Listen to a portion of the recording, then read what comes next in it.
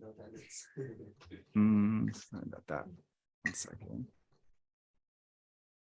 All right. Good evening, everyone.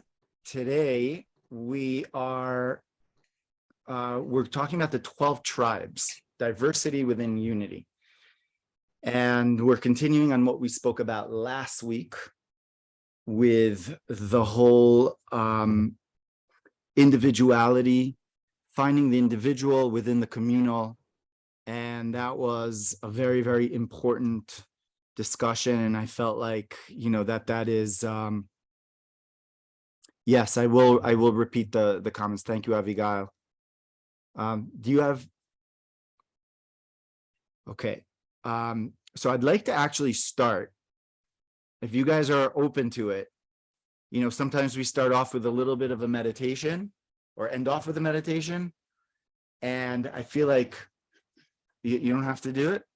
And you do it? Amazing, amazing. I'd like to actually start off, if that's okay, just to almost get everything circulating, to start off with a little bit of a breath work, kind of a thing. And this is going to make sense. It's going to actually fit in very much with the class that we're doing. Okay. So if you guys are comfortable actually standing up, okay, I'm going to stand up if anyone, there you go. Feels good. Feels good to get your, feel your body, right? Because the whole point of the learning is being here and embodying what it is that we're learning, and not just intellectually, but internally, right? Getting everything in. So let's put our hands on our heart to begin, because everything really starts off with that center of energy from our heart, which is beating all of the life force, blood, vitality throughout our entire body. Feeling that warmth and the security that your heart feels within your hands as it is embraced and protected. So, taking a number of cleansing breaths in and out. So let's begin by actually releasing our hands and putting them to our sides. And begin by breathing in. As we breathe in, imagine breathing in from the back of your head, from the dorsal part of your vagal nerve, right? Bringing in that air all the way down, circulating it around all the way back up. So here we go. Breathing in, rising with your hands as it's circulating inside of your belly and down. Bringing in, circulating and out. Bringing in that air as it circulates around, full cycle, and down. Your hands drop down. If you feel your body needing to move as it is releasing what needs to be released, that's a good thing, because this technique, keep on breathing, is actually sort of massaging your nervous system, the parasympathetic nervous system from the back and all the way around.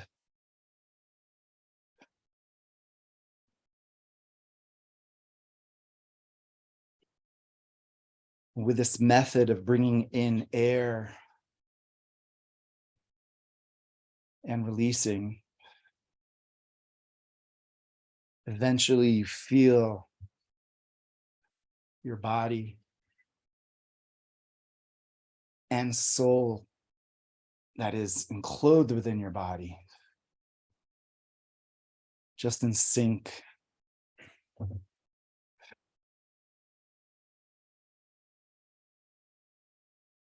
and much lighter. Ready to receive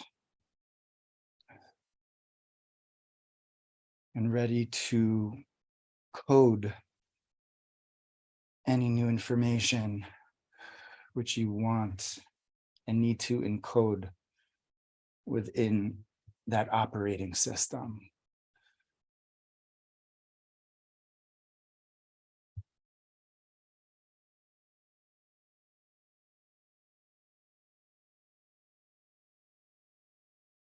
Okay, so let's do 2 more.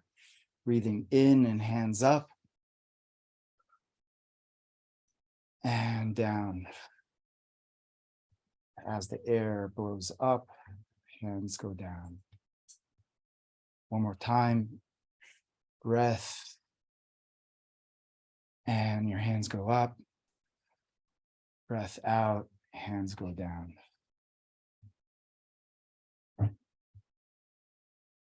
Feeling any tightness, just dissipate and release throughout. One more deep cleansing breath. Amazing. All right. So water is always good, and especially good after breathing as we cleanse the system. Water is very good. You're welcome, Brenda. Good. I've done that technique, and like the deeper you go with it, Not good to you literally are able to come to a place of openness that almost like resetting and rebooting the system, where you put in the new info and what you want, connects the body, mind through the breath, right? That's what the breath does. Okay, wonderful. I'm so glad you guys enjoyed it, and I'd like to welcome you all on to this class in Tzfat, and to this journey that Be'ezrat Hashem we're going to be embracing and getting into, hopefully, again, not just information, cerebral information, but things that are at the core and heart and soul of really of all of certainly Judaism and what life is about, and that is unity. How do we find unity within ourselves? How do we find unity within our surroundings? And this is the topic, right, of topics, especially of the day. And how do we find more of the common denominator that unites us as opposed to the ones that separate us? And the more that we not just discuss this, but really embody it and feel it, is the more that we are not allowing what is going on outside of us to affect us and to instill fear in us, but rather we actually step into what is most needed in this time in this juncture, in not only in our personal lives, but in what's going on in the world outside of us, right? So the reason why we're talking about specifically the 12 tribes, it's always interesting and fascinating to talk about the 12 tribes. But the reason why we're discussing 12 tribes is that here we are at the beginning of the month of one of the most auspicious months of the year, and that is the month of Nissan, Aries. And the month of Nissan is the month that is called the head of the year, in a sense. It's the head of the year of the supernatural. It's the head of the year of the infinite possibilities. We celebrate Passover during this month, and it is considered one of the most, again, auspicious months of the year. It's during the entire month, we actually celebrate the month by being on, so there's a term which is called tachanun, which is actually when we ask for forgiveness for what we have done wrong, right? During the day. And actually we do this twice a day. And actually before going to sleep, we do something which is a beautiful process, which is called tachanun, where we ask Hashem, we ask God for forgiveness. And there's a beautiful process with that. And it actually follows the alphabet, the aleph bet. We say this on Yom Kippur, Ashamnu, Bagadnu, right? Gazalnu. We did all these things. And according to the great Kabbalists, we go through the aleph bet because we actually clear and we cleanse what we have done wrong on all levels, right? Starting from sort of A to Z, aleph until taf. And we go through that. Ashamnu, Bagadnu, Gazal. So we go through that actually 3 times a day. And the last time that we do it before we go to sleep is a very, very important time because we want to go to sleep almost like on the right foot. We want to go to sleep. Welcome. How are you? Greetings. Yeah, you guys are right on time. Yes. There's some water over here. Tea outside if you want to grab something. Bruchim habayim. I can't vouch for this chair, but it'll hold. It's helped many great people. Welcome. Shalom aleichem. So so during the entire month of Nissan, we actually don't go through this process, which is called tachanun, because the whole month, according to halakha, according to Jewish law, the whole month is auspicious. And the way it's actually figured out is that it's figured out like this. Well, we've got the holiday of Passover, and that starts off on the 15th till the 21st, right?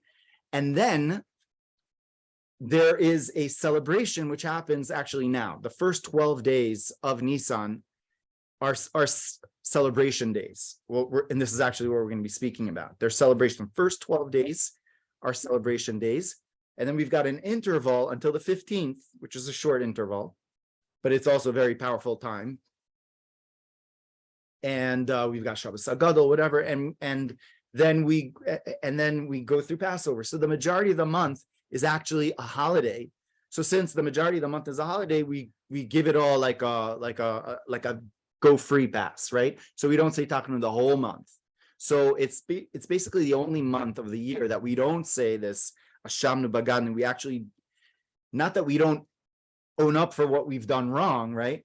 But there's a certain energy in the air that we are connecting on a level that we almost don't need to go through that, because the energy in the air on a holiday takes care of any of the faults, and we let go of any of those faults that we naturally go through as humans, right?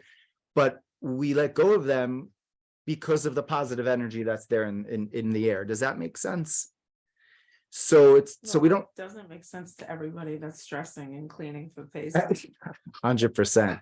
Well, that in and of itself is actually is the Hashem. There's a whole story of the Berdichever. Maybe it's like a Berdichev. He says that the whole tkiyas of the Rashi Tevos of actually the Anabekoach Kuf Reish Ayin. You're supposed to the one that blows the shofar is supposed to meditate on them as they're blowing the shofar to really break up the negativity of the other side. So the Berdichever says that we actually go through that on the preparation of Passover, because the Kufi stands for krechts, right? The Reish stands for, I don't know, I don't speak Yiddish fluently, but he's got Yiddish has got a lot of krecht, a lot of synonyms. There aren't too many synonyms when it comes to that. It's there's a lot of them.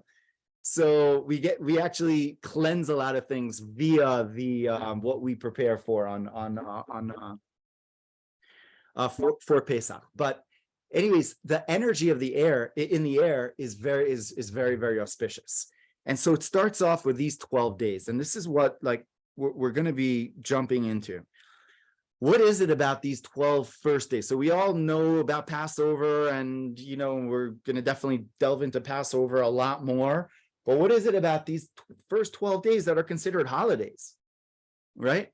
So these first 12 days are celebrations that each tribe of the 12 tribes brought a unique offering to the Mishkan, to the tabernacle.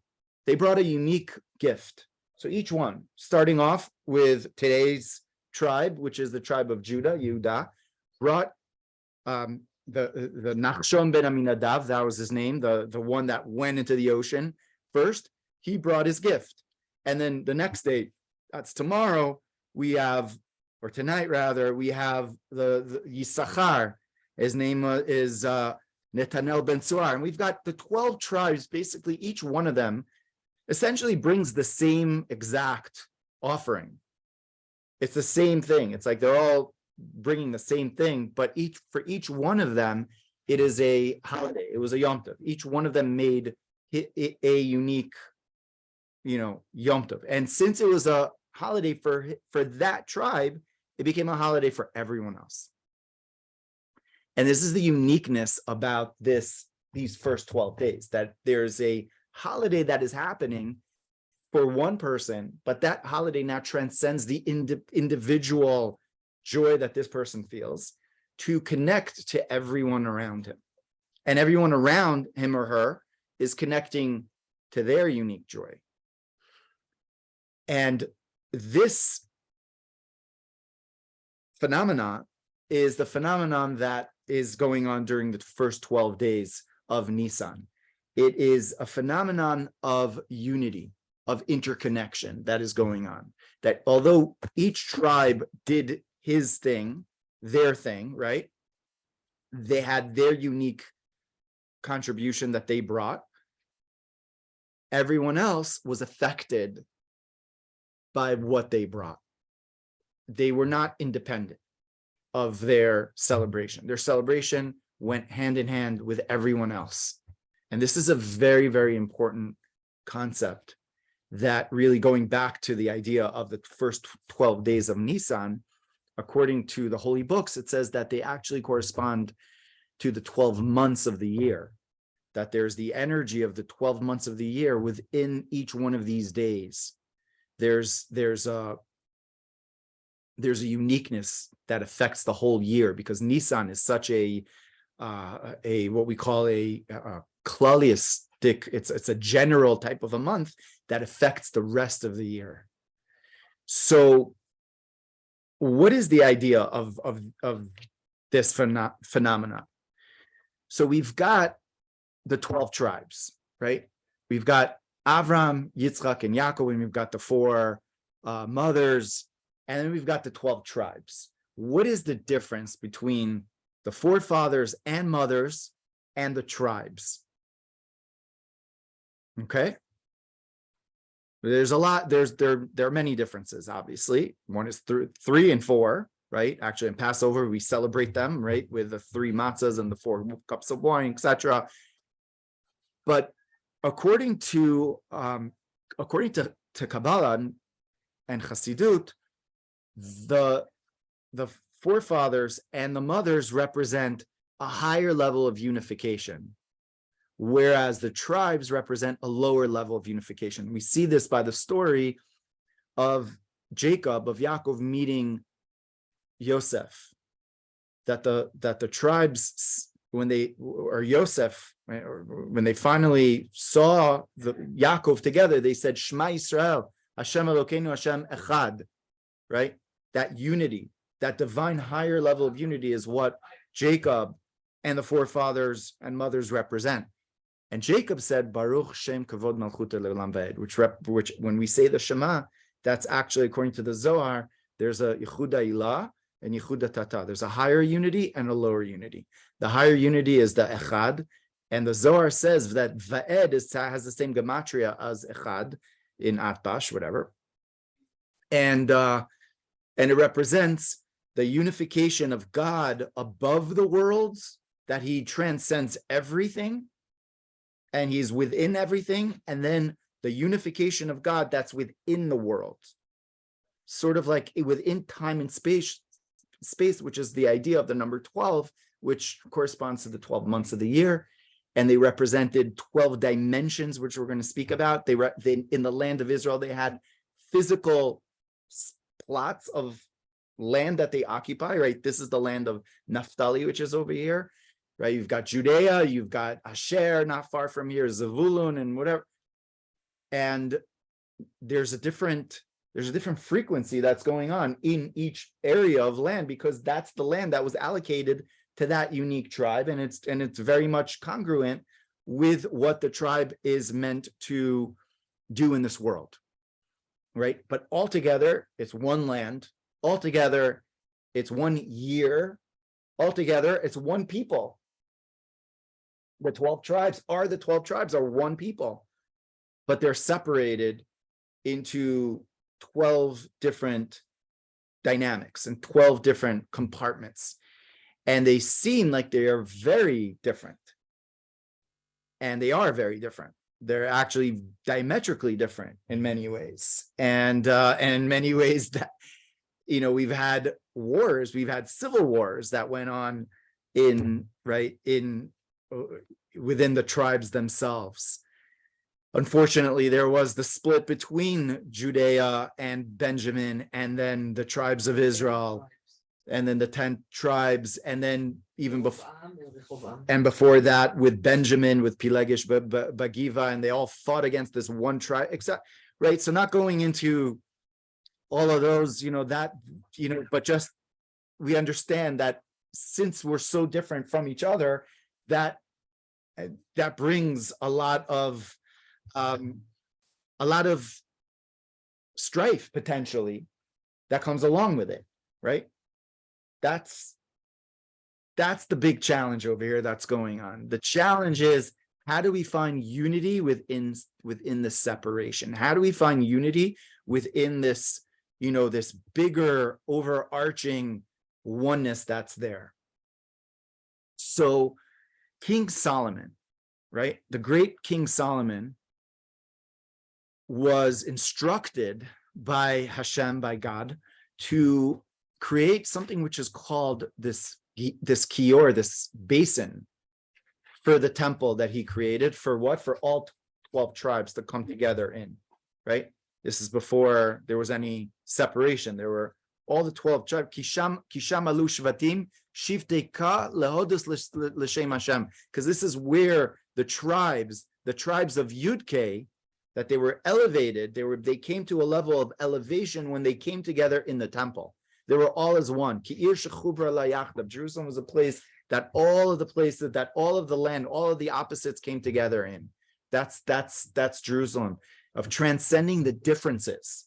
Coming to a place of Yerushalayim comes from the word yirah shalem, having complete awe, having awe. Because when we have awe, we have a collective level of awe, then we're able to come together and transcend something. And this is what I'd like to really delve into. What is this overarching level of awe, which is the recipe basically for our unity, right? So if we go back we're going to go into King Solomon's basin in a second, but going back in time, right? What kept the 12 tribes together? It was their father, Jacob. When you have Yisrael Sava, when you have this leader that evoked awe, right, within all of the children, then they were able to work together. They were able to emesh as one, right? Yaakov was able to do that, but once Yaakov passed, right, there was this division that almost naturally happened. But in the temple, King Solomon was instructed to create a basin of water. Actually, the Talmud learns from there the whole pi theory, right? In the whole pi theory of understanding, because it was round, and it talks about the dimensions over there. And in Rashi's commentary, he literally goes through pi. So they say that the Gaon of Vilna learned, mathematics, and all the great rabbis learned math from the Talmud, because there are so many, there's, especially in Erev Masechta Erev and all types of Masechtas, like you have to understand these dimensions. So there was this sink basin that King Solomon was instructed to create. So in the tabernacle, there was also a sink basin that had faucets for four of the Kohanim, but in the temple, it was supposed to be 12. Okay, and the 12, there were 12 bakar, there were 12 cattle or cows essentially that were sitting, that held up this huge round. It was a copper basin. It was a huge copper basin that was held up by 12 copper. It was, if it's oxen or cows, it's not exactly clear what it was, but they held it up and it was situated on them. Right? So it's a very profound concept. What are these cows and why are the cows there? Why are we placing them in the temple on top of the basin? The water is there, and those are spouts that essentially, that the Kohanim wash their hands and their feet on. Well, what's going on over here? So it's explained that these cows represent the 12 tribes, and they represent the 12 dimensions, which are the 12 dimensions of the Chudatata, the lower unification. So we've got the higher unification and the lower unification. And in order to come to the higher unification, there's the washing of the hands. That's what was going on. There was a washing of the hands to release and to let go of the lower way of thinking, of operating, being very base. That's the idea of washing the hands before we enter a synagogue, right? We're supposed to, there's the idea of washing our hands, because when you wash your hands, you're entering. There in the temple, there was the hands and the feet as well of the Kohanim. But there's the idea of letting go of our hands are the material, what we're used to doing, right? We're used to doing stuff with our hands and our feet, etc. But when we wash that, then we're able to then ascend up to a different state of mind. So according to the Zohar, the 12 cattle over there represent the 12 tribes. And then above the 12 tribes is this space. It's the sea that is above them. And the sea is the sea that, the way the Zohar says, it's the sea which is the sea of Malchut, of kingship.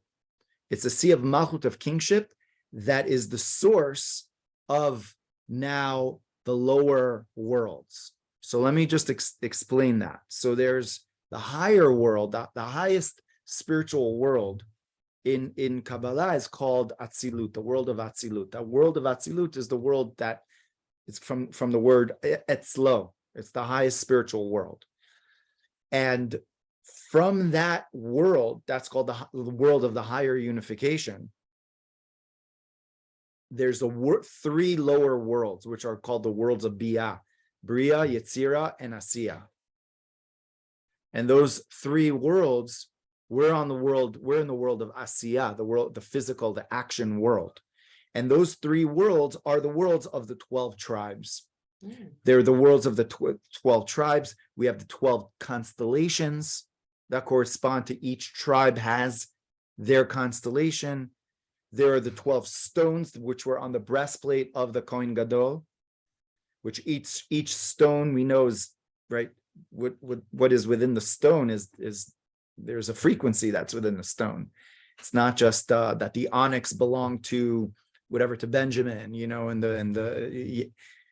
there's a connection there between the rocks, the physical rocks, the constellations, and then there's a unique angel that's also associated with each one of the tribes, and set of angels, obviously, under the main angel. So which tribe is here?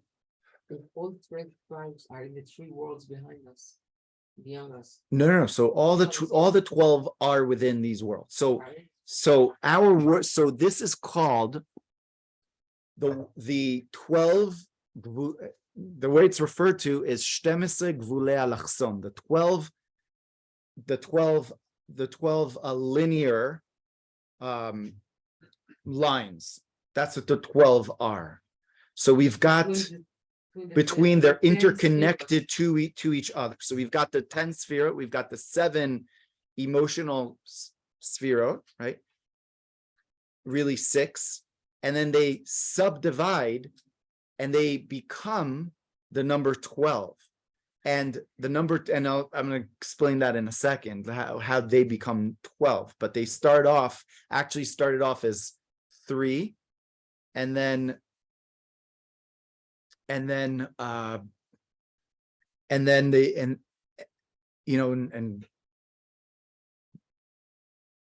the forefathers, the 3 mothers, sorry, the forefathers that are 3, and the 4 mothers, right? That's the number 7.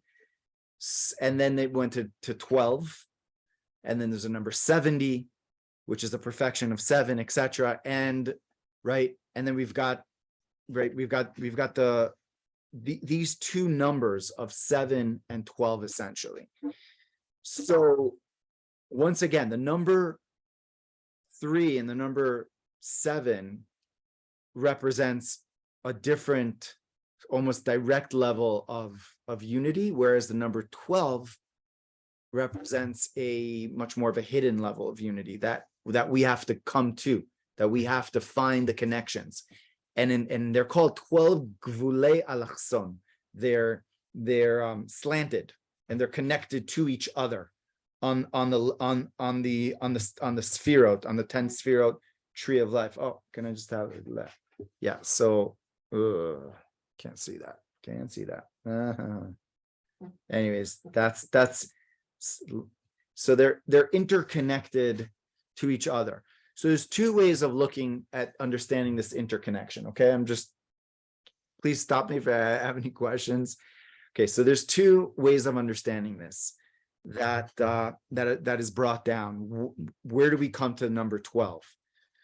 So the first way of understanding it is that we've got the sphera of chesed, of kindness, on the right side, and then kindness is divided into 3, because you've got kindness on the intentional level of kindness, there's the emotional level of kindness, and then there's a practical level of kindness, right? You could have the emotion, you could have the intention to be kind, and that's very, very important, but then you have to actually feel it, and then you have to, like, bring that into fruition. So that's 3. And under chesed, there's what is called netzach. So there's the netzach is fortitude. So you have the intention of having fortitude. There's the feeling of fortitude, of courage, you could say. And then there's the actual stepping forward of fortitude. So that over there is 6. And then on the other side, conversely, we've got what is called gevura. So gevura, we've got it on the intentional level, on the emotional level, and then on the practical level. And hod is gratitude or humility. You have it on the intentional, on the emotional, and on the practical level. So right there, you've got 12. So that's one way of looking at it. So you may ask, so what about Tiferet and Chesed and Malchut, which are called the middle columns? So the Zohar says that's actually the seat of Jacob. And it says that Yosef and Jacob are really one. And so we've got the 12 going together and interlocking and interconnecting within each other. That's one way of understanding it. Another way of understanding it is that each, and this is what I'd like to like delve in really more into, is that each emotion is interconnected with a converse emotion, right? So there's the chesed that's there, and then it is actually, when is it balanced? When it feels the opposite, the polar extreme, and the polar extreme feels that other polar extreme, and that's really a relationship that we have. Chesed and gvura actually are able to communicate, although they're diametrically different. They're on two sides of the coin. And this is really the secret of all They are relationships. the feelings. Yes, I need to look for the picture, I guess. that's the secret of all relationships, is that your chesed, generally male is more of chesed and gevura is more of a feminine aspect. And so, in the relationships that we have, we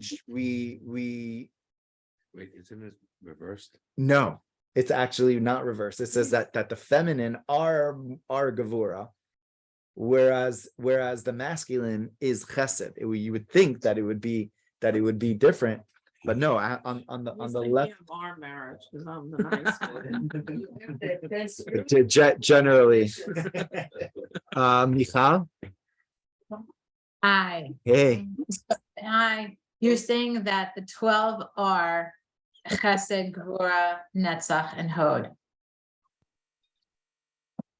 Okay, right? yeah, You're saying that's the 12. yeah. not from That's Yesod, one not way of from- understanding it, of the Zohar, right? That's one way. The second way is that they're interconnected with the opposite, with a polar extreme.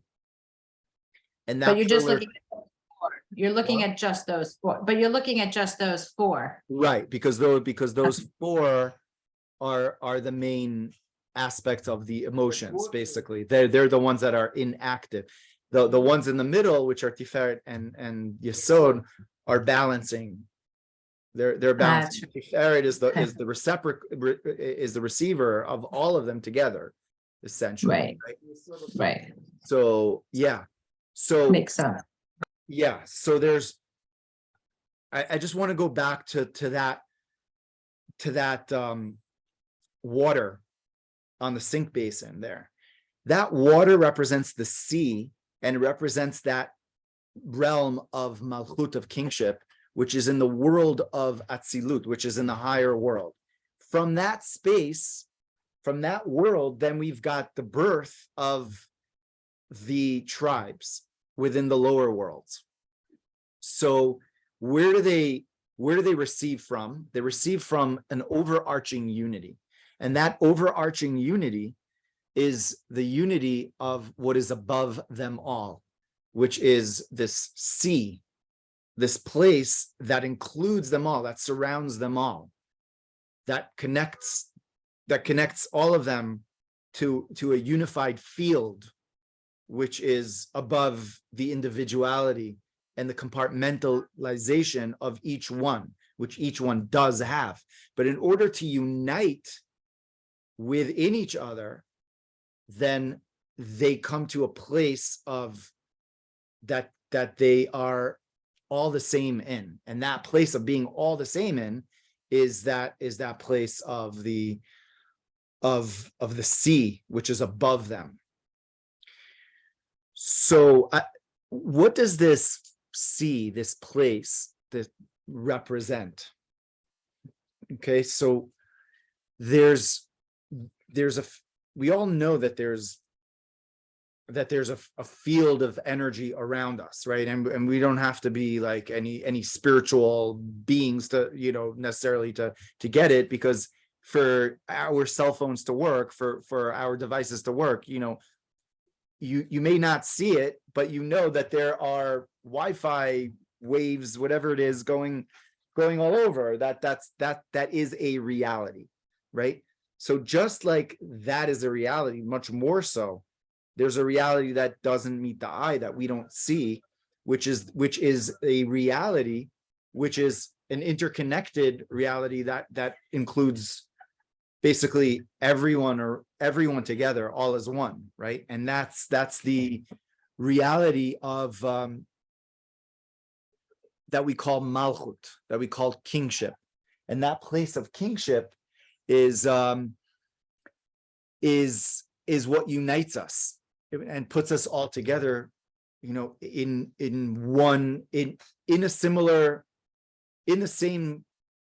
the same place with different missions. But we can't have one without the other. The other one can't be alone. They're all like on the sign. Mhm. Like they all have to interconnect. Exactly. They don't work alone. Exactly. So that is the difference between what we call the world of tikkun, the world of fixing, and the world of tohu, the world of chaos. So before the creation of the world, it says that there was a world of chaos. And this world of chaos was a world that had many lights and few vessels. There were many lights and few vessels, meaning that the lights were so intense, like there was the intensity of chesed, of kindness, but that kindness could not have anything else besides kindness. It couldn't even fathom putting on boundaries. How could you put on boundaries? It's all about giving. And you could understand how that could be detrimental, because either you're smothering someone because you're giving him so much kindness. I'm hugging the baby, I'm hugging this kid because I love them so much, but you're smothering them. It may feel good to you, but it's overbearing for the other. And if you don't put on the gavura, you don't put on the boundaries, then you're doing them a disservice, right? Or if you just have kindness for someone that's not really deserving of kindness, of this, free level of kindness, they're going to take advantage of you. And if you don't have that border that you're putting on with that other person, it's like, no, now is not a good time. Now I can't, if you don't do that, then that's what we call a kindness of kalipa, the kindness of a primitive level. It's from the world of chaos. And it says that actually animals are very much associated with a world of chaos. And we see that, you see a lion actually Kabbalistically on there's what we call the Merkava, right? The chariot of God spoken about in Yechezkel. There's a lion there. There's the ox, there's the eagle, and they represent different energies. The lion represents the energy of kindness. The ox represents the energy of gevura, of discipline.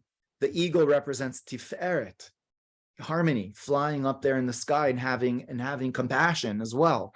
And each one of the animals is actually very, very intense, because the animals are not able to they don't have the free prefrontal cortex, what we call dat, which is the name of the game, which is able to balance and bring together the intensity and create what we call the vessel. So the vessel is the ability to take that light and to be able to not only contain it within a space, but be able to expand beyond its space and hold space for the opposite, for the other.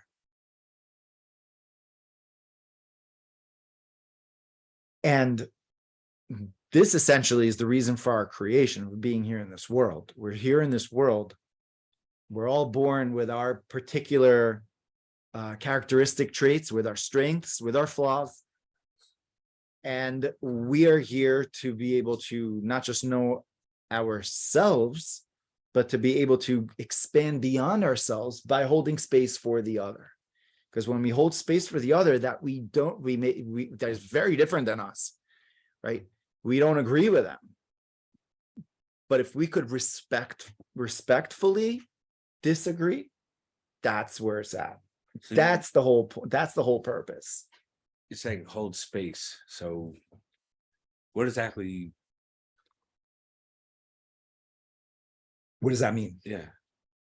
It means I know myself,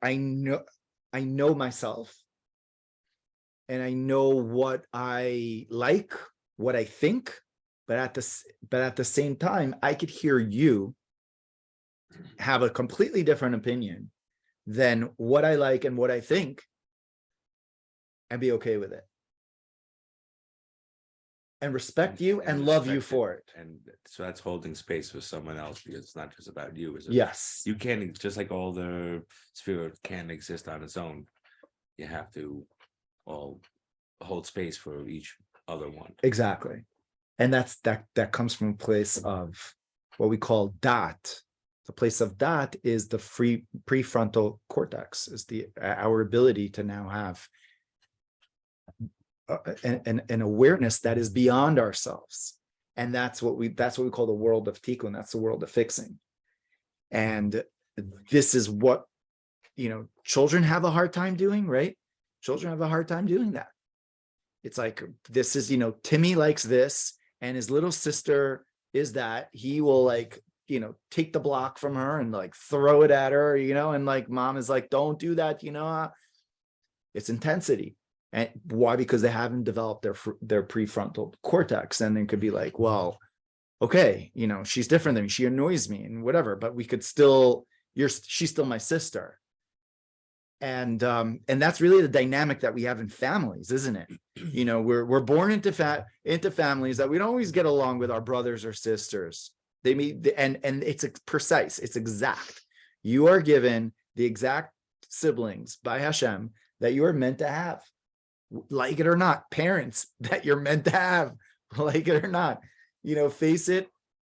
And when we're able to actually have that space of being like,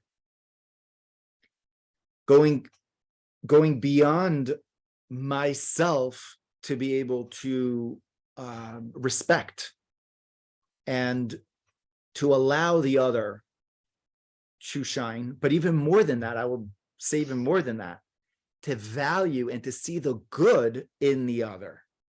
And this is really a celebration, a reason for celebration. Holding space is the first level. It's the prime, it's like we get there. It's the basic. It's the basic. If you're able to do that, right? Not make war. I spoke about children there. All of us are probably thinking, yeah, right. We wish it would just be children, like adults, like act like children way more, right?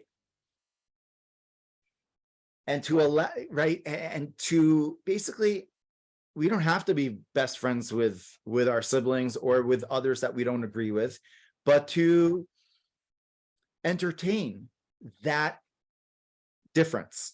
It's a humble. To It's humbling yourself. it is exactly, and that is the realm of malchut. That's the realm of kingship. No ego. That's the realm of kingship, because when we're able to go to a place which is above you, and this is the idea of the 12 cattle that were there that King Solomon built, and there was that pool of water above them.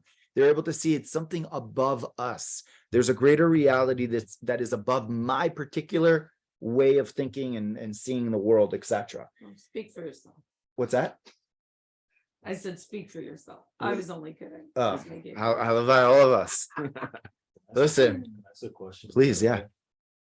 What is the Kabbalah, or what did the teachers say? Like, do they give us tips about how do you stay between Gevura, might, and I say like Yes. endurance Yeah. Netzach and Yeah. Gevura and Chesed. So- how do you stay? so the question is- how do you stay in between them, like you said, so you can hold Yeah. space? Do they have- So the question is, how do you hold space, and how do you have the balance between the chesed and the gevura and the netzach and the hod, and so the truth is that this is like a whole. This is basically our purpose in life, because our purpose in life is what we call tikkun, to be in this world, to fix. That's why we're here. So this is really why we're here. We're here to find that balance between all these dynamics. And this is what Chassidus and Kabbalah really speak about. My wife personally is actually doing a whole like 8-week course on this, specifically. Which course is it?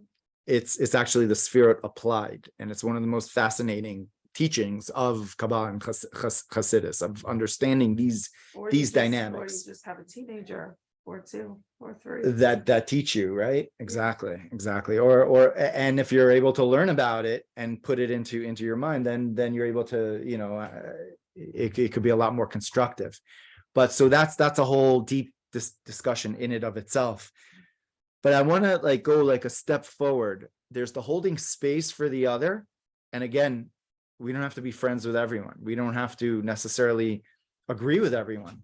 We could hear them, but we don't have to agree with them.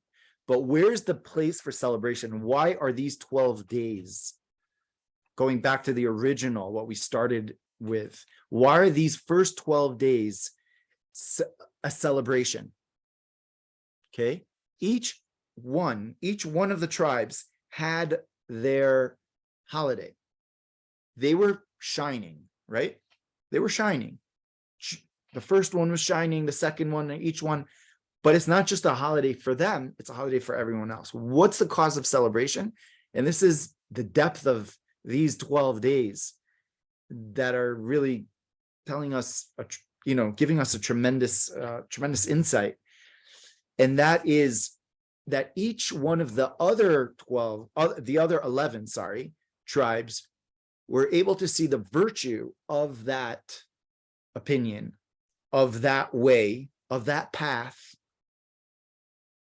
Again, it was not their path and they're different, but they were able to learn something from them.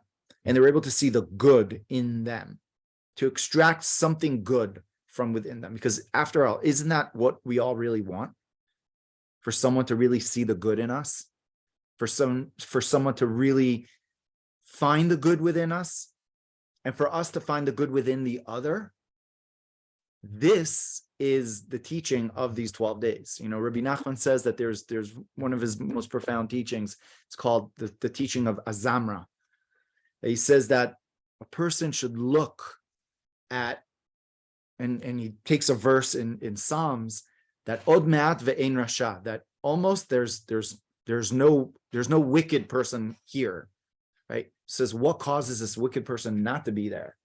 So he says, because you pick the good points within them. And when you focus on those good points, then those good points shine.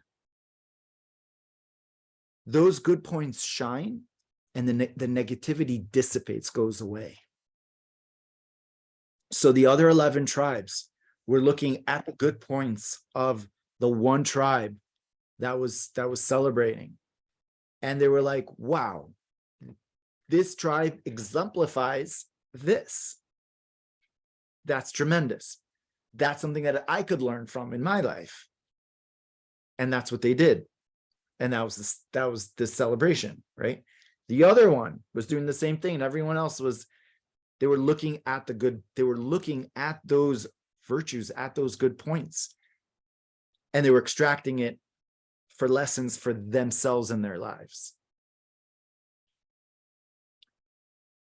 So the celebration goes even deeper, because the celebration is really not only finding the good in others, but really also finding the good inside of ourselves.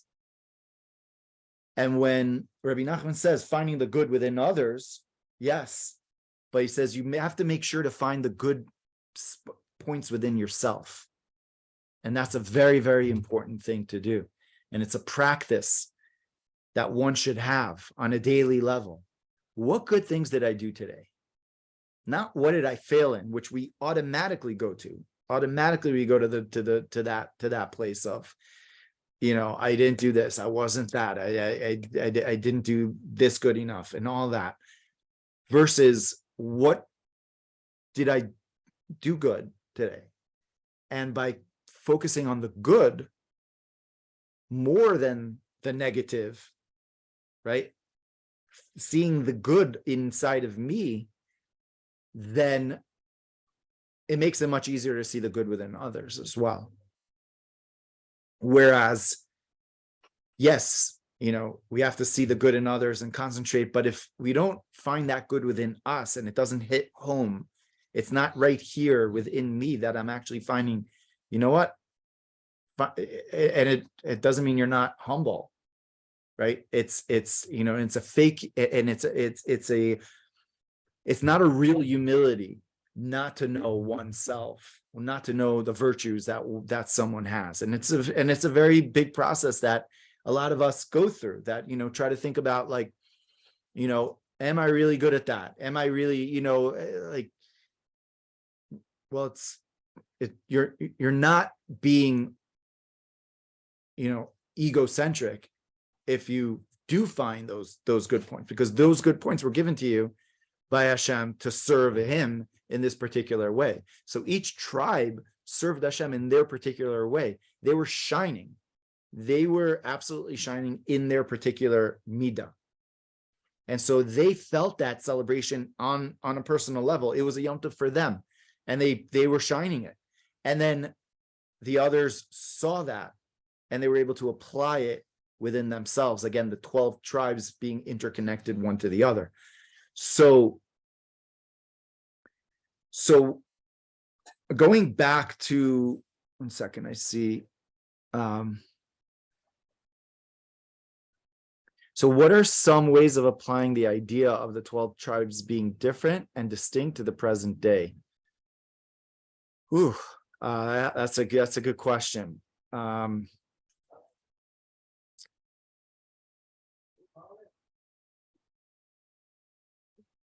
Everyone naturally has strengths and weaknesses. Exactly. So actually the Jewish people are called Tzivos Hashem, right? Daniel, we're called the armies of Hashem. And when we were taken out of Egypt, we're called the armies of Hashem. So just like an army doesn't have just one battalion or one division of what it is. It's not just, it's many different divisions. And each one has to do their role. The cook, right? The one that's in the front lines, the one that's in the Air Force, and everything. There was when Kennedy, right? When they sent a man on the moon back in the 60s. So Kennedy brought in right after. Or it was before. It was before, yeah. He brought him into he brought some people into NASA, and there was the cleaning. There was the janitor that was there, and he said, Mr. President, by God, we're going to be putting a man on the moon. You know that we're going to be putting a man on the moon. So did the janitor do it?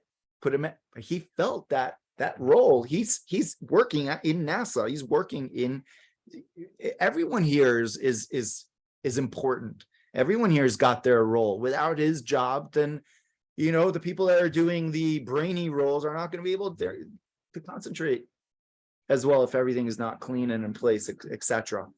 So we all have our strengths really in Judaism, and a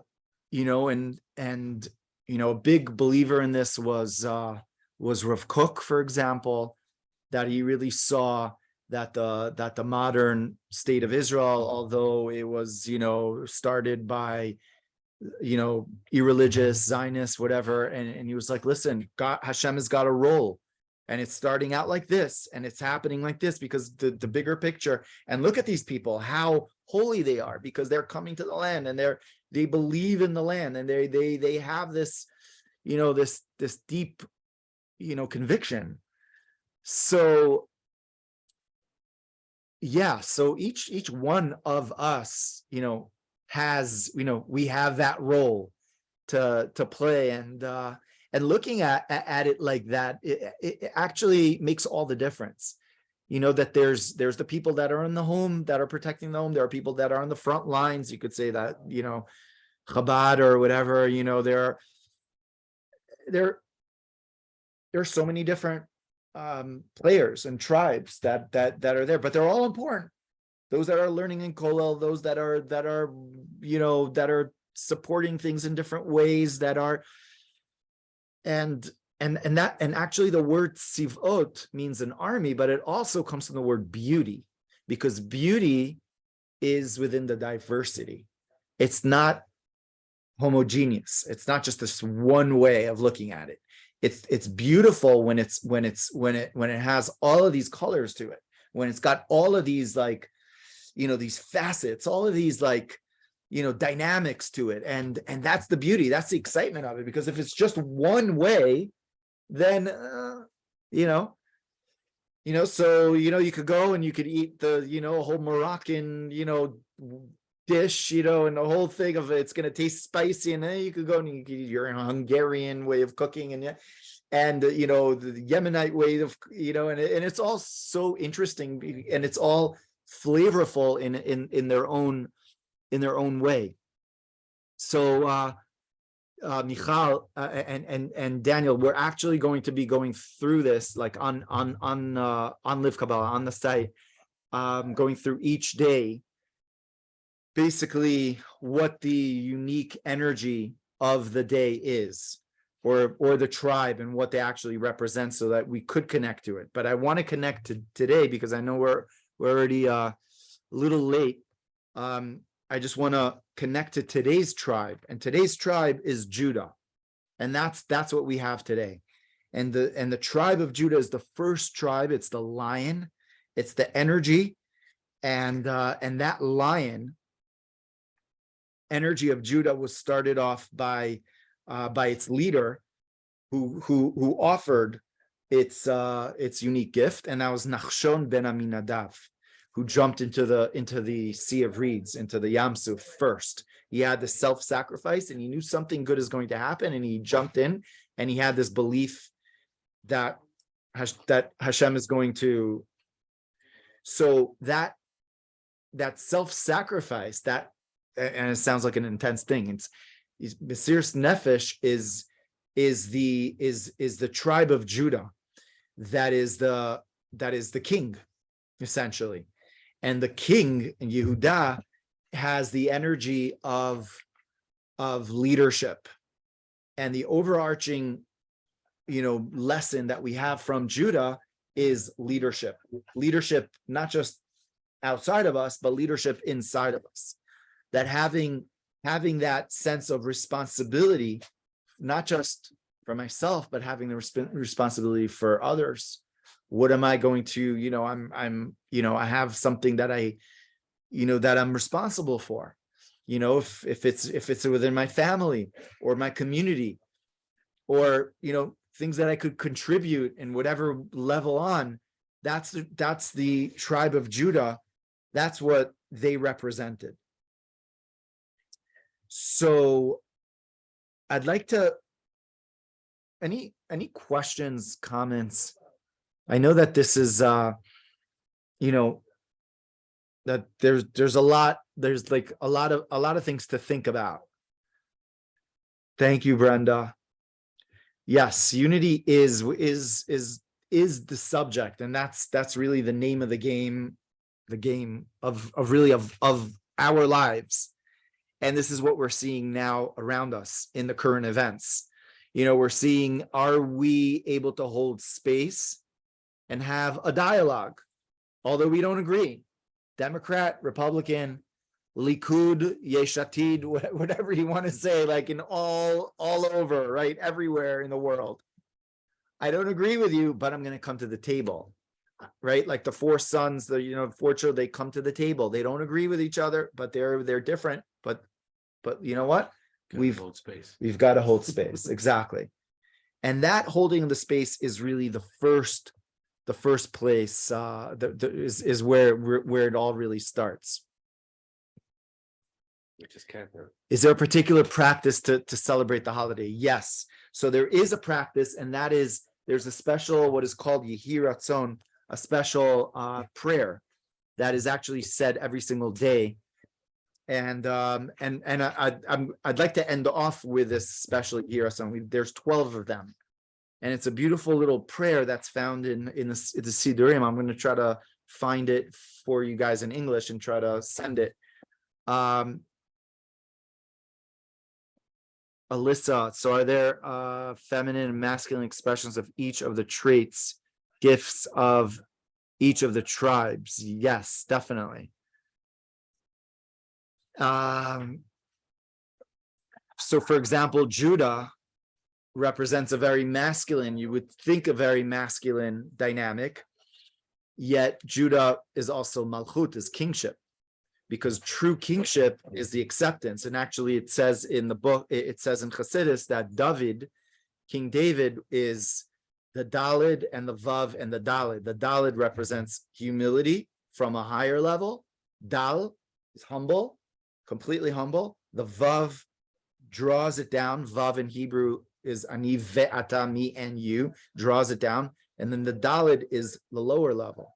So it's a very humble tribe, right? For example, Judah and each one of the tribes are by definition, they're masculine and feminine, because on the one hand, they are mashpia in Hebrew to the others because of what they shine in. And on the other hand, since it's the world of tikkun, of fixing, they have to also accept and connect with the other, which is the feminine dimension. It's these two aspects of going forward, of being proactive, and then being and then receiving and accepting, right, to others. Oh, thank you for putting that out there in the English on Chabad.org, Daniel.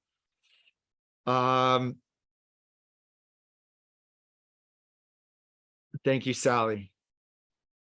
So we are in a time right now, and I'd like to maybe before we end off with a prayer over here of the unique tribe of today, I'd like to kind of call us all to maybe reflect on the times that we're living in, which are we could say it stressful.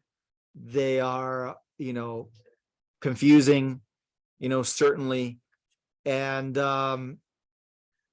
we feel the strife, that is all around us, and unfortunately, I mean, my son was on a bus from the center of Israel, and there were protests all over, and we got into discussions about it, and unfortunately, that it is, we can't run away to some mountaintop, such as Tzfat, and even run away from it. No, we can't. We can't.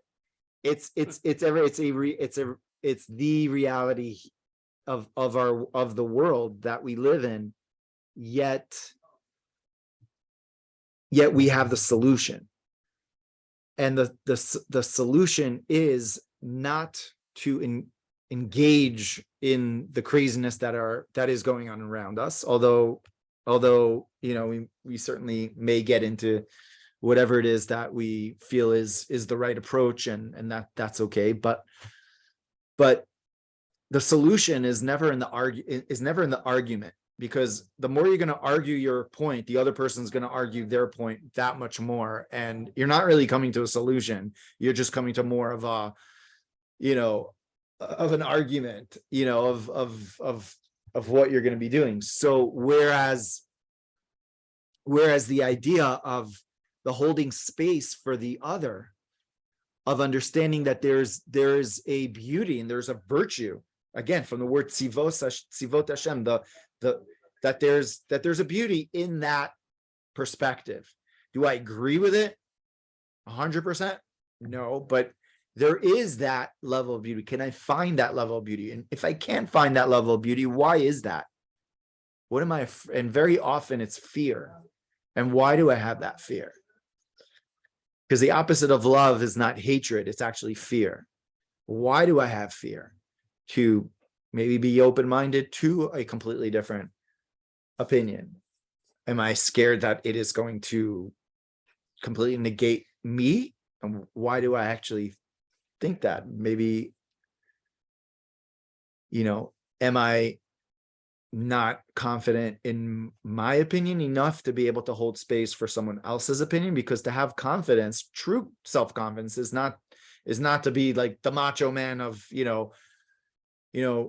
and like I'm gonna fight anyone that doesn't agree with me. It's actually Ezu Agibor Kovish Atitzor, is that having that confidence that I don't even have to like show off my perspective that much, because I'm actually super confident with it, not in an egotistical way, but I'm able to be open-minded to a different perspective. And so right? So we're being called upon to really face that level of seeing the beauty within our own selves, and maybe not being as fearful of experiencing that beautiful person that you are, right?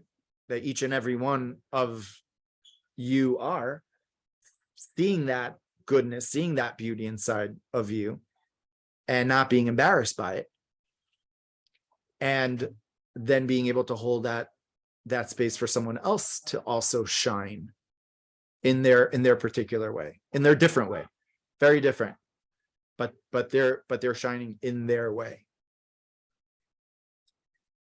So let's do this this prayer. Yehi ratzon milfanecha Adonai Elohai v'lo avotai sheta'ir hayom b'chasdecha gadol anishmatin kadishin demitchadshin ketziporin mitzaftzefin u'meshabchin u'metzalin al am kadisha Yisrael. May be your will, Hashem, our God and God of forefathers, that you should illuminate today with your great kindness upon all of the souls that are being renewed as birds that are chirping and singing upon your nation Israel. Ribono shel olam, master of the world. Tachnis utail hanach tzipor kadisha la'ata kadisha. Elevate and bring forth these birds and this newness to this space, to this holy space that it says about it. Ayin lo rata Elohim zulatecha, that no eye has seen it but you. So which is essentially that place of real unity, and where we all really come from, and where the differences really fall away, because we all come from the same source. May be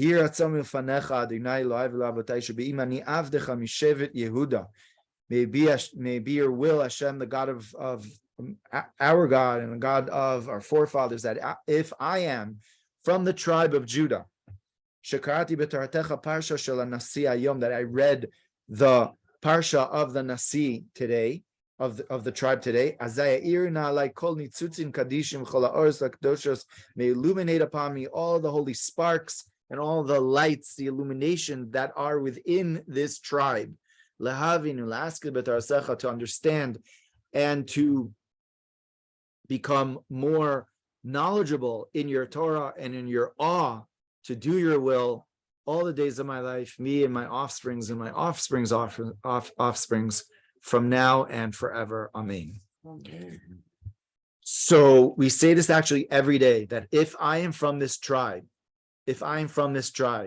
well, what if you know you're not from this tribe? Like, for example, I know I'm not from the tribe of Judah because I actually come from the tribe of Levi, because I'm a Cohen. So why do I have to say that? I'm not from that tribe. So this question was asked to the Rebbe Rashab, who today's is Yahrzeit, and it was said that that it has to do with the reincarnation, that with a level of actually, we never know if we are part of this tribe, and if we were part of this tribe. And again, the interconnection that we have within each tribe, although I'm from a different tribe, but perhaps on some level, and within me on some level, I do have that particular tribe within me, right? So I see the virtue of that tribe, but perhaps I am from that tribe because of some level of level which he calls also ibur, which we have a soul, a portion of the soul that of someone that came from that tribe that's within me. So there's a way, and this is a whole discussion in and of itself, but there are what we call incarnations. There's reincarnations, but there's incarnations that we could have in this lifetime, where we have an assistance from a soul that actually assists us to fulfill our mission. And it's brought down in Tanya and various places, and of course the Arizal speaks about it. But that's also why we say this every throughout these 12 days, if I am from this tribe, because on some perhaps incarnation level, I do have that tribe within me, or someone from that tribe within me. So Yeah, Pinchas was an example of that. He came, he was a mixture of the tribe of Gad, of the tribe of Levi, and which one? Yeah, a bunch of them. Okay, amazing. So I'd like to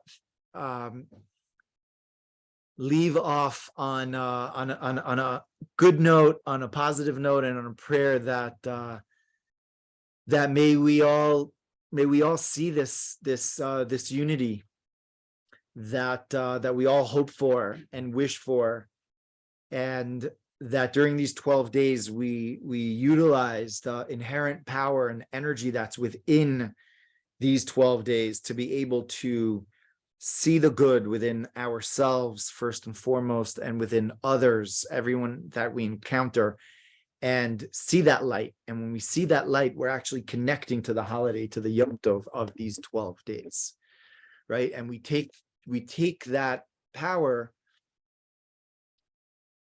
of seeing the good, and within these 12 days for the whole year. And it affects, again, the first 12 days of the month of Nissan affects the 12 months that we're in, that we're able to see the thread within all 12 months, within everyone that we encounter, that it's not, that everyone is special in their way, right? Everyone is unique. Everyone's got their light. Everyone's got their particular shining goodness, right? And to see that and to focus on that more and more. So we focus on that goodness and Azamra and be able to sing that goodness, right? To see that. Thank you so much, Daniel. And thank you, Shimonit. And Thank you, Rabbi. thank you. And wishing This you was amazing. It connects so many things, and it just brings out such a deep soul connection that we all have to each other. Baruch Hashem. We do. And there's so much of the common denominator than we have the that divides us, right? There's way more that unites us than divides us. And just if we keep that in mind, when we're in a space that we're like, I want to be out of here, I want to be, this is going on. When you actually bring into your mind that there's what's above us that unites us, and it's a very powerful thing, because if you're like me, or or the way you see the difference. And being sensitive, you feel the difference. But if we're able to see the goodness and see what is above all these differences, and it's powerful. So we're not focusing on the minutia, we're focusing on something greater as well. And then we're able to see the goodness within the minutia. So, yeah. So the other days where I'm going to be sharing these 12 days, like each day in like a short tidbit, and I'm gonna try to send them out, and hopefully it'll be impactful, to connect to the particular tribe, to the energy of this tribe, of the unique tribe that's there. All right, Shabbat Shalom, everyone. Chodesh Tov, a very blessed new month. Thank you, Talia. Blessings. Great to see you. Amen. May you embrace a deeper unity. Amen. Shabbat Shalom, everyone. Shabbat Shalom, Michal. Shabbat Shalom.